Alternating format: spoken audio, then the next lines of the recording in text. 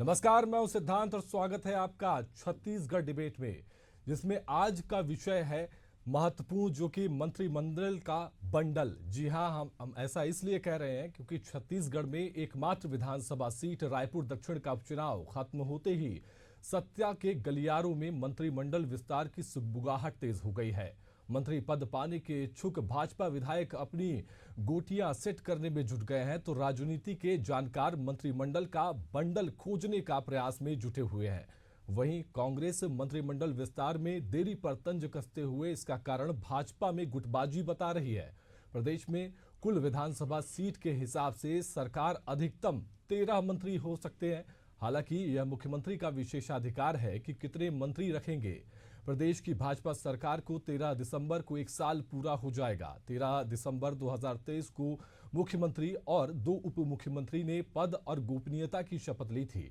उसके बाद 22 दिसंबर को 9 मंत्रियों ने शपथ ली थी। इस तरह मंत्रिमंडल में कुल 12 मंत्री थे, लेकिन मंत्री बृजमोहन अग्रवाल को संसदीय चुनाव में उतारा गया और वह अच्छे मतों से जीतकर सांसद भी बन गए। इसके बाद उन्होंने मंत्री पद और विधायकी से इस्तीफा दे दिया। बृजमोहन अग्रवाल के विधायकी से इस्तीफे के बाद खाली हुई रायपुर दक्षिण सीट पर उपचुनाव भी हो गया। उपचुनाव में भी भाजपा ने ही जीत दर्ज की। तकनीकी रूप से मंत्रिमंडल में इस समय 2 पद खाली हैं। उपचुनाव के बाद मंत्रिमंडल में विस्तार को लेकर फिर अटकलों का बाजार गर्म है। इसे लेकर अलग अलग नाम की भी चर्चा शुरू हो गई है। इस पर चर्चा शुरू करने से पहले सुनते हैं नेतागण क्या कुछ कह रहे हैं। फिर से वही कहूँगा ना मैं कि माननीय मुख्यमंत्री जी का विशेषाधिकार है। निगम बोर्ड से लेके मंत्रिमंडल की नियुक्ति जब वो करना चाहेंगे स्वतंत्र हैं। भारतीय जनता पार्टी में गुटबाजी चरम सीमा पे है और अब व्यवस्था का आलम है, इसलिए यहाँ पे इस तरह की दिक्कतें हैं और सरकार नाम की चीज़ कहीं छत्तीसगढ़ में दिख नहीं रही है। चलिए, तो आपने दोनों ही दलों के नेताओं की बात सुनी है और आई चर्चा की शुरुआत करेंगे। इस चर्चा में हमारे साथ जुड़ रहे हैं हमारा खास पैनल। आपका सभी के से परिचय करा देते हैं, जिसमें आपको बता दें कि बीजेपी प्रवक्ता जसविंदर बग्गा हमारे साथ जुड़े हुए हैं। आपका स्वागत है जसविंदर जी। आशीष यादव कांग्रेस प्रवक्ता हमारे साथ जुड़े हुए हैं, आपका भी बहुत स्वागत है। साथ ही शशिकांत साहू संवाददाता हमारे साथ जुड़े हुए हैं। और चर्चा की शुरुआत में पहला सवाल भाजपा प्रवक्ता जसविंदर बग्गा जी आपसे है कि कई दिनों से जो है जगह खाली है मंत्री पद की, अब आखिर भरने में इतनी देरी क्यों कर रहे हैं? अगर इतनी देरी होगी तो कांग्रेस तो निश्चित ही सवाल उठाएगी और आपको घेरने का प्रयास भी करेगी कि आप मंत्री पद है जो भर नहीं पा रहे हैं। बग्गा जी। जी नमस्कार। जी नमस्कार। देखिए, हमें लगता है कि भारतीय जनता पार्टी के मंत्रिमंडल के विस्तार का जो विषय आपने आज रखा है जी, उस पे माननीय मुख्यमंत्री जी अपने सहयोगियों के साथ बातचीत करके उचित समय में उचित निर्णय लेंगे। और कांग्रेस को इस विषय में कुछ कहने का या चिंता जाहिर करने का या उत्सुकता दिखाने का कोई विषय बनता नहीं है। कांग्रेस को अपनी राजनीति देखनी चाहिए, कांग्रेस को अपने निर्णयों के देखना चाहिए कि किस प्रकार हरियाणा में आज तक नेता प्रतिपक्ष नहीं जुट पा रहे हैं। महाराष्ट्र में आपका क्या होगा साहब, आप तो नेता प्रतिपक्ष चुनने के लायक भी सीटें लेके नहीं आए। तो कांग्रेस को अपने गिरबान में झांकना चाहिए, कांग्रेस को अपनी चिंता करनी चाहिए। भारतीय जनता पार्टी को अपनी चिंता है। माननीय विष्णुदेव साय जी ने पूरी तैयारी करके रखी हुई है। दरअसल बात क्या है कि भारतीय जनता पार्टी में इतने प्रतिभाशाली विधायक चुनकर आ गए हैं कि उन्हें चुनने में थोड़ा सा, उनकी सारी गतिविधियों को देख के चुनने में थोड़ा सा वक्त लगा है। लेकिन आप विश्वास रखिए, बहुत जल्दी कांग्रेस की चिंता के बाद भी, कांग्रेस की चिंता ना होती तो भी भारतीय जनता पार्टी अपना निर्णय लेने में सक्षम है। माननीय मुख्यमंत्री जी इस विषय में चिंतन कर रहे हैं और बहुत जल्दी आपके सामने दोनों विधायक जो मंत्री के रूप में दिखेंगे वो आपको नजर आएंगे, पूरे छत्तीसगढ़ को दिखेंगे, उनकी सेवा करते हुए दिखेंगे। आशीष जी, यहाँ पर साफ हो गया है, आप क्यों चिंता कर रहे हैं? उनका मंत्री पद खाली है, आप क्यों चिंता कर रहे हैं? यहाँ पर बड़ा सवाल है और आपको अपनी चिंता करनी चाहिए। आपके तो हरियाणा में नेता विपक्ष भी नहीं बना पाए, बड़ा हमला यहाँ पर उन्होंने कर दिया है आपके ऊपर। देखिए, जो मंत्री चुना जाना है वो छत्तीसगढ़ सरकार का मंत्री चुना जाना है और वो सरकार भारतीय जनता पार्टी के लोगों और कार्यकर्ताओं के लिए नहीं बल्कि पूरे प्रदेश की जनता के लिए बनने वाली है। और जो मंत्री पद खाली है वो छत्तीसगढ़ शासन का मंत्री पद खाली है, सरकार का मंत्री पद खाली है। और रही बात कि कांग्रेस इतना इंटरेस्ट क्यों ले रही है। क्या है, भारतीय जनता पार्टी की जो सीएम है वो कांग्रेस की छोटी मीटिंग की छोटी बातों पे भी अगर मीडिया बाइट देने पे उतारू हो जाते हैं, तो निश्चित रूप से प्रतिद्वंदी पार्टी होने के नाते हमें भी ये देखना होगा कि भारतीय जनता पार्टी जो है उस खेमे में क्या चल रहा है, कितनी गुटबाजियां चल रही हैं, और जो प्रदेश का इंपॉर्टेंट मंत्री पद है, जो सरकार का पद है, उसे रिक्त कब तक ये रखने वाले हैं और उसे कब तक ये भर नहीं पाएंगे। अजय चंद्राकर जी को बनाएंगे, राजेश मूणत जी को बनाएंगे या कौशिक जी को बनाएंगे, ऐसे कई नाम जो हैं वो सिर्फ भारतीय जनता पार्टी के खेमे में ही नहीं, कांग्रेस के साथ साथ आम जनता के गलियारों में भी घूम रहे हैं कि अगला मंत्री कौन होगा और मंत्री पद कैसे भरा जाएगा। जी बग्गा जी, यहाँ पर एक सवाल तो आपसे भी बनता है कि ब्रजमोहन अग्रवाल ने वो सीट छोड़ी, उसके बाद उन्होंने संसदीय का चुनाव लड़ा, साथ ही अब जब चुनाव हो गया है अब वहां से भाजपा एक बार फिर जीत गई है, लेकिन उसके बाद भी इतनी देरी क्यों हो रही है? क्या कुछ तैयारियां शुरू हो गई हैं? किसका नाम चल रहा है? अगर आप आज बता दें एशियन न्यूज पर कि कौन अभी जो है मंत्री बनने वाला है। देखिए, कांग्रेस असल में एक परिवारवादी पार्टी है। वहां होता क्या है, वायनाड से किसी को लड़ाना है तो राहुल गांधी, रायबरेली से लड़ना है तो राहुल गांधी, वायनाड को खाली करना है तो कौन लड़ेगा, प्रियंका गांधी साहब। एक परिवार के लोगों के बीच में पदों का वितरण होता है, वहां उनको समय लगता नहीं है। हम लोकतांत्रिक पार्टी के कार्यकर्ता हैं, लोकतांत्रिक पद्धति से चुनी हुई सरकार है, और इस सरकार में देखिए जैसा आशीष जी कह रहे थे, कोई मंत्री का जो मंत्रिमंडल के जो विभाग है वो खाली नहीं है ना। ब्रजमोहन जी के सांसद बनने के बाद उनके विभाग को, शिक्षा विभाग को माननीय मुख्यमंत्री जी स्वयं देख रहे हैं। आपने भी देखा है किस तरीके से शिक्षा मंत्रालय चल रहा है।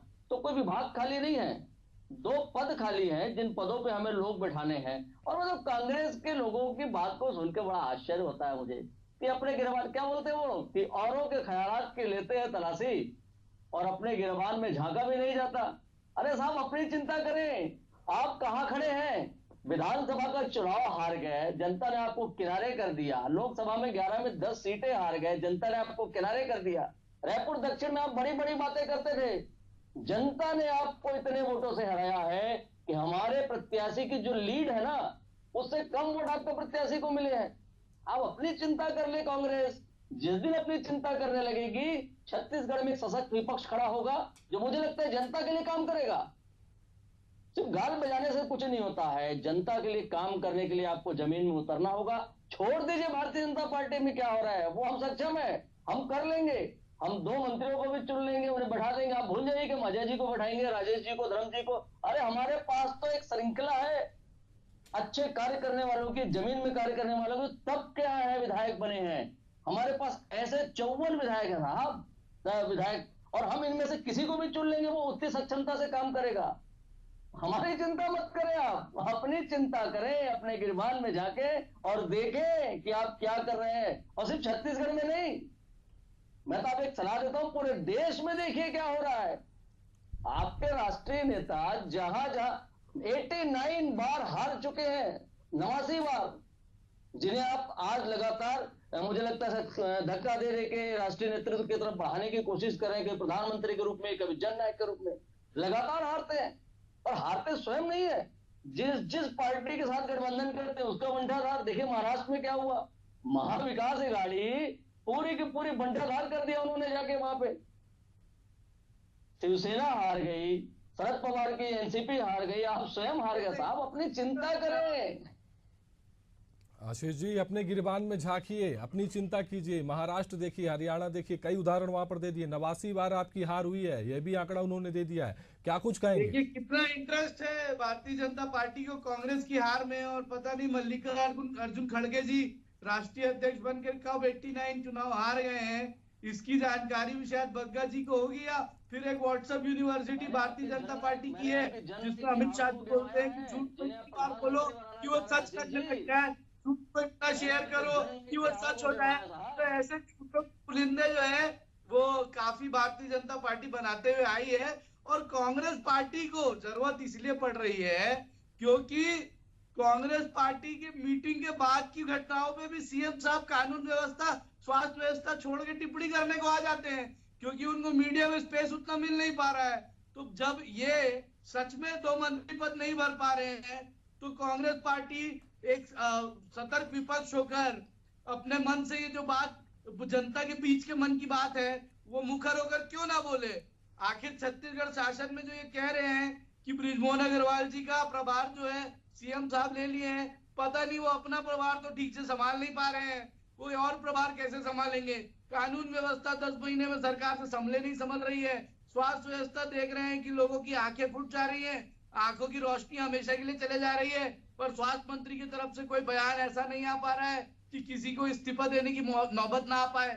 तो भैया ऐसा है कि जो ये हमारी परेशानी है या हमारी जो चिंता है कि ये 2 मंत्री पद 2 मंत्री कौन बनेंगे, ये हमारी नहीं पूरे प्रदेश की चिंता है। कृपया करके भारतीय जनता पार्टी या तो इसे जल्दी सॉल्व कर ले या बता दे कि हाँ भैया गुटबाजी तो है, लड़ाई तो चल रही है। जब तक अमित शाह जी नहीं बोलेंगे या मोदी जी इंटरवीन नहीं करेंगे सॉल्व होना मुश्किल है। जसविंदर जी, ये सवाल तो वाजिब बनता है कि जो 2 पद अभी खाली हैं मंत्री पद के, आपने उदाहरण भी दिया कि बृजमोहन अग्रवाल के इस्तीफे के बाद से जो मंत्री पद था वह जो है मुख्यमंत्री संभाल रहे हैं, प्रदेश में सभी व्यवस्थाएं दुरुस्त है, लेकिन क्या ये सवाल वाजिब नहीं है कि एक मंत्री जो कि एक बड़ा मंत्रालय जो शिक्षा मंत्रालय भी है, तो वो उसके लिए एक पर्टिकुलर एक विधायक होना चाहिए जो उस विभाग को देखे और उस पर अच्छे से काम करे। क्या ये सवाल वाजिब नहीं है? क्या परेशानी आ रही है? क्या गुटबाजी हो रही है, जैसा सवाल यहाँ पर कांग्रेस के प्रवक्ता उठा रहे हैं? जसविंदर जी, आपको क्या लगता है जी, माननीय मुख्यमंत्री जी से बेहतर और कोई विधायक हो सकता है विभाग को संभालने के लिए? ये प्रश्न बेमानी है। तो फिर एक 12 विधायक के जो रूप में माननीय विष्णुदेव साय सिद्धांत जी, माननीय विष्णुदेव साय जी भी विधायक हैं। जी, विधायक के रूप में शिक्षा विभाग को देख रहे हैं, उनकी संजीदगी देखिए साहब, उनकी गंभीरता देखिए कि उन्होंने इस विषय को अपनी निगरानी में रखा है, अपने पास रखा है शिक्षा विभाग को। एक विधायक, एक मुख्यमंत्री और किस प्रकार से बच्चों की शिक्षा के स्तर के लिए चिंतित हो सकता है, इस बात का प्रमाण है ये कि विभाग को मुख्यमंत्री जी स्वयं देख रहे हैं। मतलब मुझे ये लगता है कि कांग्रेस के बेमानी से तर्कों पे आप भी प्रश्न उठाने लगे। अरे आप तो गंभीर पत्रकार है सिद्धांत जी। लेकिन देखिए, मैं आपके ऊपर नहीं आशीष जी की बातों पर टिप्पणी करना चाहता हूं। वो कह रहे थे कि मोदी जी अमित शाह के इंटरवीन के बाद कुछ होगा। साहब, इंटरवीन किसे कहते हैं आपको पता है? जब अटल बिहारी वाजपेयी जी ने छत्तीसगढ़ राज्य की स्थापना की, उन्हें पता था कि कांग्रेस के विधायक ज्यादा है और हमारी सरकार वहां नहीं बैठेगी। उसके बाद उन्होंने छत्तीसगढ़ राज्य बनाया। और कांग्रेस ने क्या किया? पहला मुख्यमंत्री छत्तीसगढ़ को कहां से दिया? किसने इंटरवीन किया? सोनिया गांधी की अनुशंसा पे अजीत जोगी को पहली बार यहां का मुख्यमंत्री बनाया गया, जो उस समय तक विधायक भी नहीं थे। कौन इंटरवीन करता है साहब? और जब दोबारा आप सत्ता में आए 2018 में, जब जनता ने हटा दिया सत्ता से और आपको मौका दिया सेवा करने का, आपका इंटरवेंशन कहां से चल रहा था आपको पता है? दिल्ली के किस कमरे में बैठ के 2.5 साल की प्लानिंग हो रही थी कि कौन 2.5 साल पहले रहेगा, कौन 2.5 साल बाद में रहेगा। किसने इंटरवीन किया था साहब? क्यों मुख्यमंत्री नहीं चुन पा रहे थे आप? अपनी बातें भूल जाती है कांग्रेस। मैं याद दिलाऊंगा तो 1947 से आपको याद दिलाना शुरू करूंगा, और 1952 से जब पहली बार चुनाव हुआ था कि कहां का इंटरवीन करके आपके नेताओं ने कैसे कैसे लोगों को पद दिया हुआ है। तो साहब, इसे इंटरवीन कहना नहीं कहते हैं। हमारी लोकतांत्रिक पार्टी है, एक विचार की प्रक्रिया है, उस प्रक्रिया में बातचीत होती है, अपने बड़े नेताओं का मार्गदर्शन लेते हैं हम लोग, और उस मार्गदर्शन के बाद सबसे अच्छे व्यक्ति को चुनकर वहां पर बैठाया जाता है जिसके वो योग्य है। मैं फिर दोहराता हूं, हमारे विधायकों में इतने प्रतिभाशाली विधायक चुनकर आए हैं, जीत कर आए हैं कि थोड़ा सा वक्त लग रहा है। अरे आप इंतजार करें साहब, छत्तीसगढ़ की सर्वश्रेष्ठ प्रतिभा को आपके सामने मंत्री के रूप में देगी हमारी सरकार। आप क्यों चिंता कर रहे हैं? ये चिंता तो हम करेंगे ना।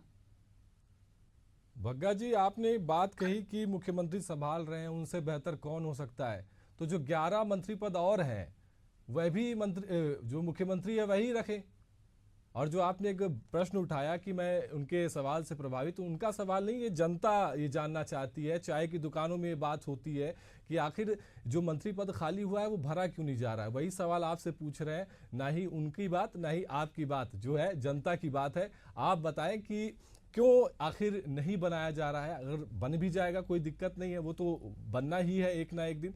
लेकिन आशीष जी, आपसे भी मेरा एक सवाल है कि उनका मंत्री पद है, आप विपक्ष पर बैठे हुए हैं, आप जनता की आवाज उठाइए। आपको क्यों परेशानी हो रही है?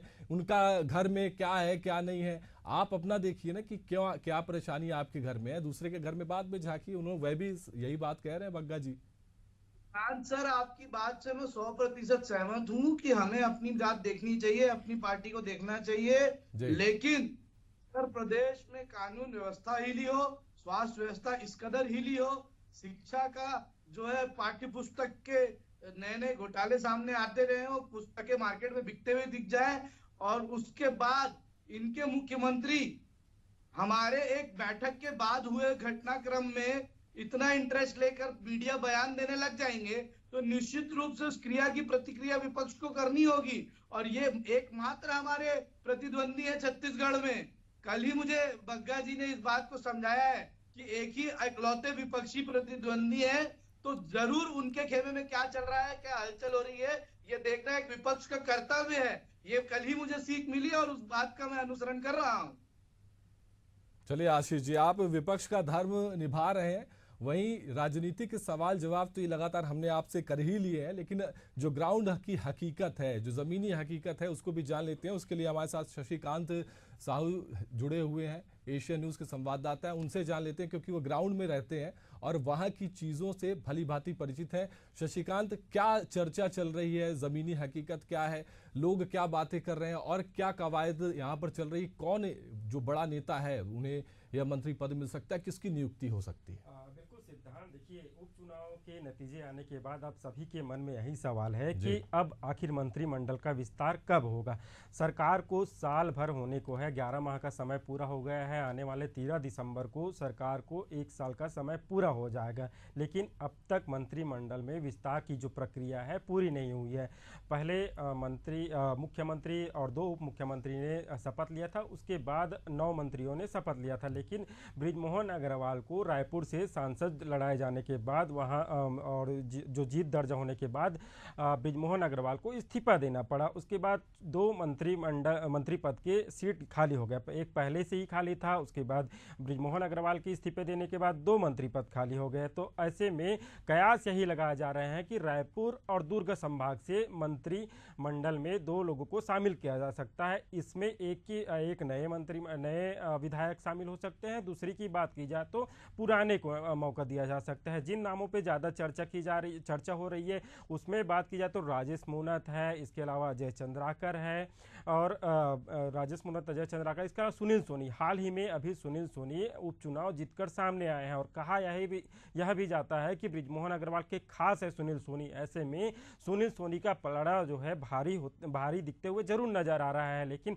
इसके अलावा हम बात करें नए विधायकों की, नए विधायकों में गजेंद्र यादव है, भावना बोहरा है, इसके अलावा पुरंदर मिश्रा है। पुरंदर मिश्रा ने जब बीच में राज्यपाल से भी मुलाकात की थी, उस समय तो जो कयासों का दौर है और ज़्यादा हो गया था कि पुरंदर मिश्रा को मंत्रिमंडल में शामिल किया जा सकता है। चूँकि पुरंदर मिश्रा को जिम्मेदारी, जब उड़ीसा चुनाव हुआ था उस समय भी उन्हें जिम्मेदारी दी गई थी, उसमें उन्होंने अपनी जो भूमिका है वो काफ़ी अहम था, इस उड़ीसा की जीत में उनकी काफ़ी भूमिका थी। तो ऐसे में उनका भी नाम सामने आ रहा था। बहरहाल यही देखना है कि किसके नामों पर जो है फैसला करेगा, ये तो मुख्यमंत्री का विशेषाधिकार है। लेकिन जिस तरह से बातें सामने आ रही है, विपक्ष गुटबाजी का आरोप लगा रही है, लेकिन मुख्यमंत्री की बात की जाए तो मुख्यमंत्री के पास बिजी शेड्यूल होने के साथ साथ बहुत सारे विभाग है, तो बहुत सारे विभागों के चलते जो विभागों में कामकाज होना चाहिए, जो काम में आगे बढ़ना चाहिए, कहीं ना कहीं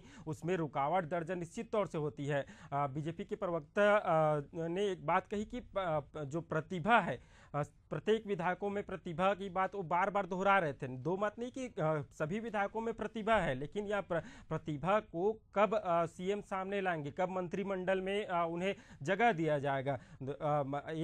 किसी की प्रतिभा को देखने या निखारने में साल भर का समय नहीं लगता। चूँकि हमने जब बृजमोहन अग्रवाल शिक्षा मंत्री थे, जब विधायक थे या मंत्री थे, उस समय उन्होंने एक घोषणा भी की थी जब विधानसभा में शिक्षकों की भर्ती को लेकर, लेकिन शिक्षकों की भर्ती अब तक नहीं हो पाई है। उन्होंने 3 माह का समय भी दिया था कि शिक्षकों की भर्ती जल्द से जल्द हो जाएगी, लेकिन शिक्षकों की भर्ती नहीं हुई। दूसरी तरफ हम बात करें जो Swami Atmanand English medium school की, Swami Atmanand English medium school में अभी जो शिक्षक है वो छोड़कर जा रहे हैं, वहाँ अव्यवस्था देखने को मिल रही है, वहाँ टीचर नहीं है। तो ऐसे में कहीं ना कहीं जो शिक्षा है या जो अन्य जो विभाग है उनमें कहीं ना कहीं जो कमी है वो देखने को मिल रही है। अगर मंत्रिमंडल में विस्तार होता है, मंत्रियों को जगह दिया जाता है, किसी भी एक विधायक को जगह दी जाती है, तो वो काम में तेजी आएगी। बहरहाल यही देखना है कि कब तक जो है मंत्रिमंडल का विस्तार मुख्यमंत्री जी करते हैं या अभी हाल ही में करेंगे या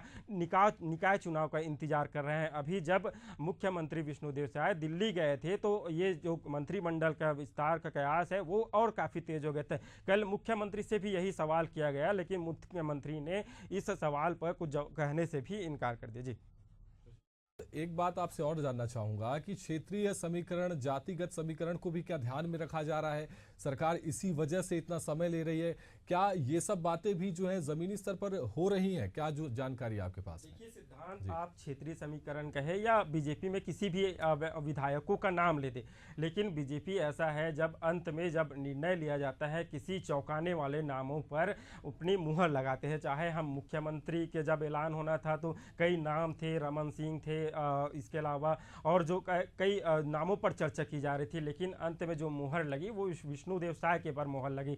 वही जो तमाम मंत्री है, जो जितने भी अभी मंत्री हैं, उन मंत्रियों पर किसी ने नहीं कहा था कि इन विधायकों को मंत्री बनाया जा सकता है। सभी जो पुराने विधायक जीत कर आए थे उन नामों पर चर्चा की जा रही थी, लेकिन वहां भी चौंकाया था। अब 2 मंत्री पद की सीट खाली है, इसमें भी चौंकाने वाले नाम जरूर सामने आ सकते हैं। जरूर हमें जो जानकारी मिली है उनके अनुसार एक वरिष्ठ विधायक और एक नए विधायक को मौका दिया जा सकता है। जिस तरह से मैंने नाम बताया कि राजेश मूनत है, इसके अलावा सुनील सोनी है, अजय चंद्राकर है, यह भी कहा जा रहा है कि जो धर्मलाल कौशिक है उन्हें भी मौका मिल सकता है। नए विधायक में भावना बोहरा है, गजेंद्र यादव है और इसके अलावा जो पुरंदर मिश्रा है, इन तमाम विधायकों को मौका मिल सकता है। देखने वाली बात यह हुई है जब घोषणा होगी तो किन विधायक की लॉटरी लगती है, या बड़ी बात है।